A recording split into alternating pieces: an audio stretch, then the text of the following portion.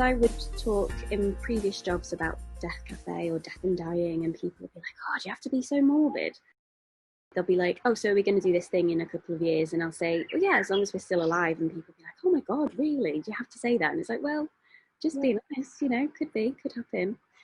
So I think there is some kind of remote ability to engage with the subject at a distance. And if it becomes too close, then people still kind of want to push it back a bit. And that's where Death Cafe is this little entrance way into being able to engage, dip your toe in the water, and you can kind of then do as much or as little as you want.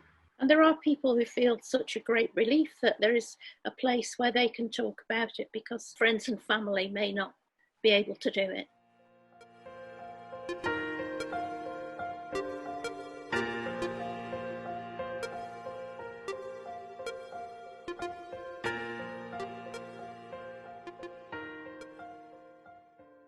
If you would have asked me what it felt like for his son to die, I wouldn't have described how it actually is. How I imagined it is different, I think. It's in the background the whole of the time. I never, ever forget, but it's not always at the forefront of my mind. I think I can compartmentalise. Yeah, that's a really good way of explaining it. Yeah, but sometimes it's like you get a wave of it from time to time where it is in the forefront. Like a real visceral. Yeah.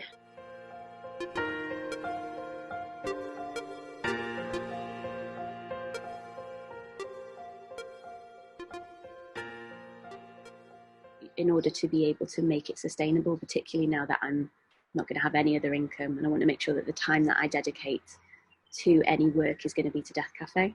So if people are able to donate anything on Patreon, even if it's just a small amount, then that's going to help to make sure that we can remain sustainable with the movement and carry on growing.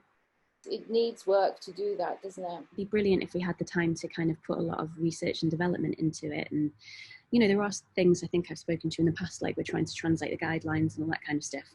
But at the moment, it's just the sustainability element that we're having to work on.